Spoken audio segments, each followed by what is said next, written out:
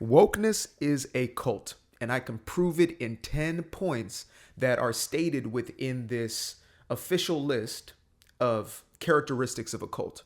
Now, if you don't know what wokeness is, I envy you. I wish I too lived in a universe where this did not exist, but unfortunately I do.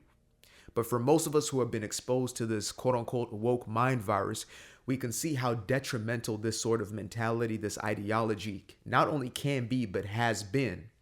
And we have been unburdened, but what has been, you understand me? That's a bar. Said nobody ever.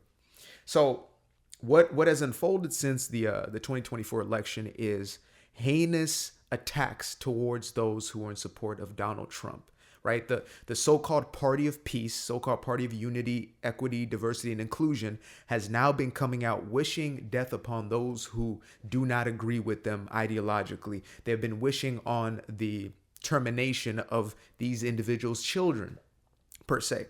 They have been wishing that these people have the most heinous acts done to them, such as grape, right? These so-called feminists are asking that other women experience grape. Imagine the love and unity within such an individual's psychology, right? They must have a mind filled with ideas of love and compassion and the sort. So that being said, I want to get through this list. I'm going to do a breakdown of the list itself, as well as making the parallels with this woke mind virus or this woke cult. I'm going to call it what it is. It's the woke cult. So number one, isolating members and penalizing them for leaving. So that one is a clear one right there, right? Isolation in today's day and age, it could quite literally be isolation as far as you and your phone in the echo chamber that you exist in. And this isn't to say we don't all have an echo chamber, right? I can't stand here and tell you that. It's just some echo chambers are going to be more detrimental than others. If you're in an echo chamber with positive messaging, it's different than one that says, the world is coming to an end and these are the people that are the reason for it and you must attack them or else, right?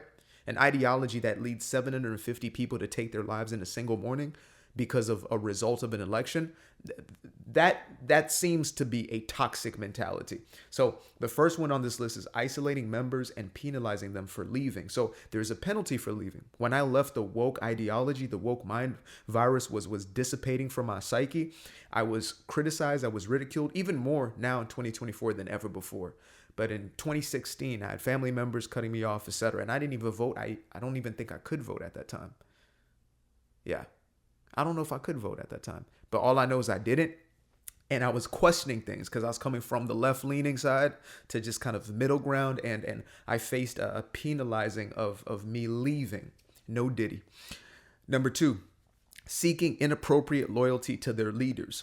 So there are leaders within this woke cult. There are those individuals who purport themselves to be the biggest victims, those who are going through the most. And they're people who will literally stand in the gaps for people. Like when you look at the BLM movement or some of these, protest Wall Street, etc., you'll have physical leaders, people who are saying, I have the message that is going to carry us into our said promised land.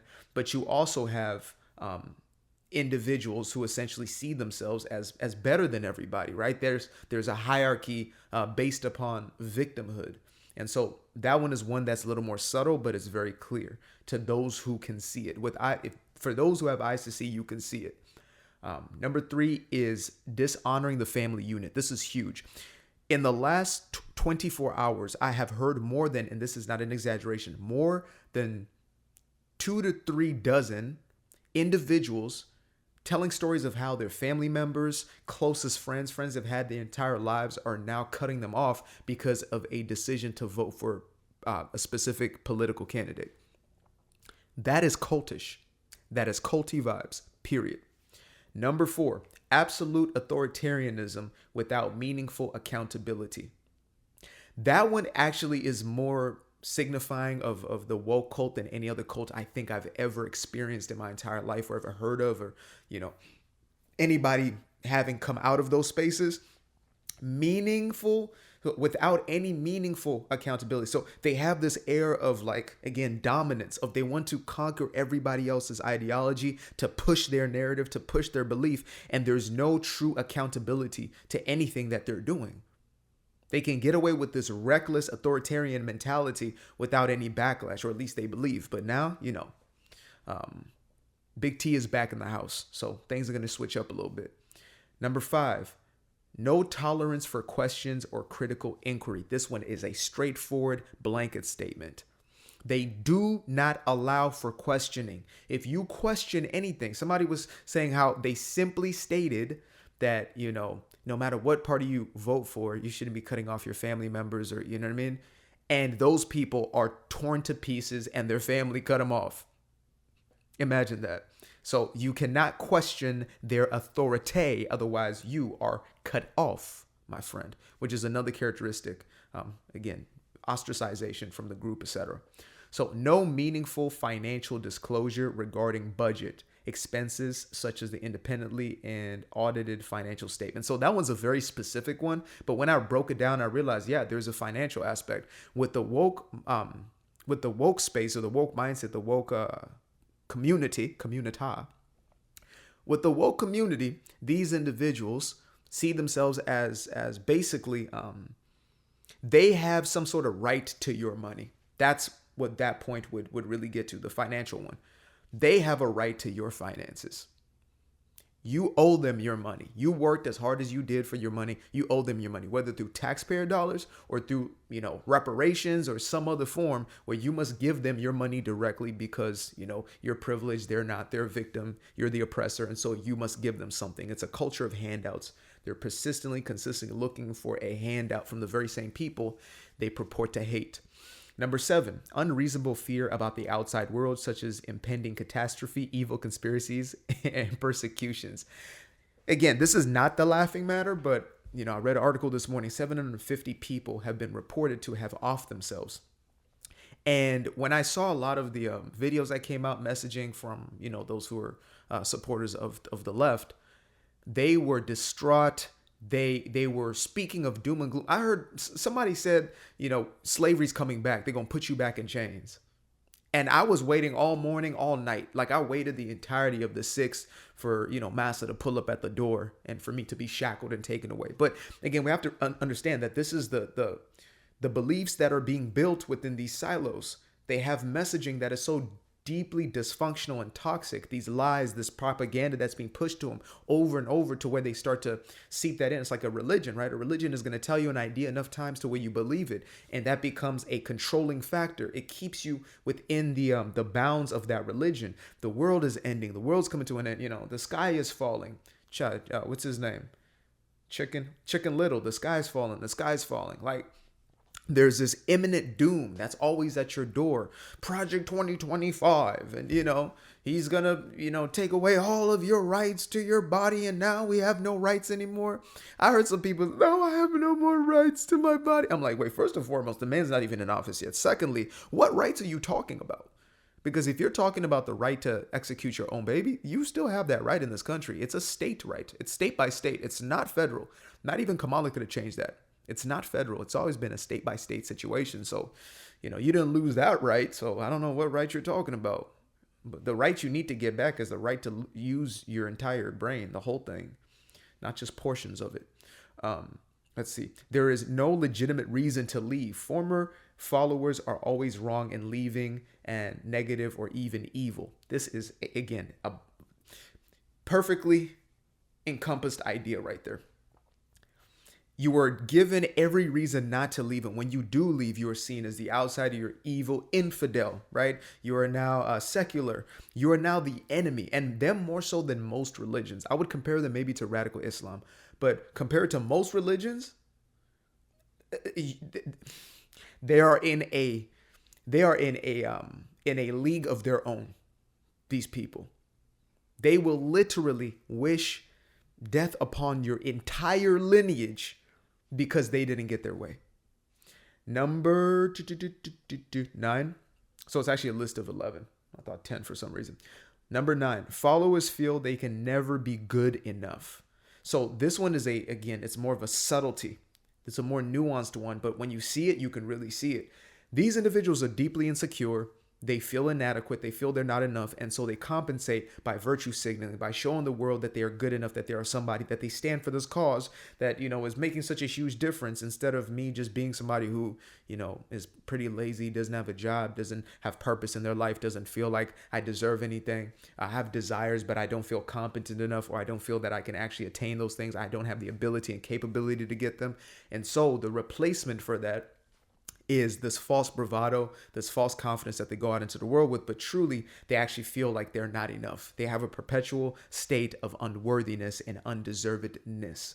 Number 10, the group leader is the exclusive means of knowing quote unquote truth or receiving truth. So this one is, again, it can be a little more nuanced, but them as an entire group, it's like, we have this information. We know, things that the rest of the world doesn't know. We know these secret things. And again, this is found on left and right. Like that, especially that far left, far right conspiracies and all these sorts of ideas. But it's like, we are the holders and the bearers of the actual truth, and everybody else is falling for the deception. Every cult has this, which is why, again, this is a list of cults. This isn't a list of wokies. This is a list of cults. And it directly reflects this woke ideology, which we have allowed to perpetuate for too damn long. But now is the time to get rid of the foolishness, because I miss comedy. I miss funny comedy, guys. I miss funny comedies. I really do. I don't know what the hell's been going on the last 10 years. It's been ridiculous. It's been foolishness, and I don't care for it. Number 11, the group leader is the exclusive means of knowing truth or receiving. Oh, did I read that? The group leader is always right. Okay, so I read 11 before 10. Did I read 10? I don't know. I feel like I just skipped into an alternate universe right here. So let me read it anyway. The group leader is the exclusive means of knowing truth or receiving validation. No other process of, oh, yes. Okay, so let's say you are the grand wizard, right? You are the highest master, the highest authority in the space. So you're black, you're trans, you have one leg, you're neurodiverse, non-binary, right? All these kind of, you have maybe 10, 15 different titles on you. You are the supreme leader of the wokes, right? You have the ultimate say. So your truth and your validation means the most. It's like, I've seen this before. When a black woman, gives a black or a white woman a compliment, she feels like, oh my God, the gods have rained this upon me, in those spaces, of course, right? It's like the higher you are on that victim threshold, the more oppressed you are, the more of a say-so you actually have. That actually gives you your validation and your leadership in that space. So that's actually a very powerful and deep point. So I'm going to make sure to share this article in the link below if you guys want to check it out. But again, the reason I believe this is so important and vital is because for too long we allowed this just to permeate. We were quiet. We remained as a silent majority, and this thing, kind of invaded our ecosystem, our society, like some sort of virus. Truly became an epidemic, to where people were afraid to be silenced. On the other side, people were being bullied, etc., for standing out and speaking the truth. Things got so ridiculous that it's like, we should be letting boys into girls' bathrooms, and people were just nodding along as opposed to saying, no, that's wrong. I don't want that. I don't want my child mutilated. I don't want that. I don't want schools to have the ability to take my child and mutilate my child and then put me into prison. I don't want that. We didn't speak up for too long. And so now, I'm doing my part, as well as many others are doing their part, which is to speak truth to power. So I celebrate you guys. I'm thankful for you guys. Please continue to keep your foot on the neck of truth. Keep your foot on the neck of the lie with the truth. That part. I used to be afraid of the dark, place unknown like a hardening heart. I used to see my life in the bar. Now the kids unchained, every shackle is lost. 2 steps in the moonlight, 2 step in the daytime. You just know when it feel right.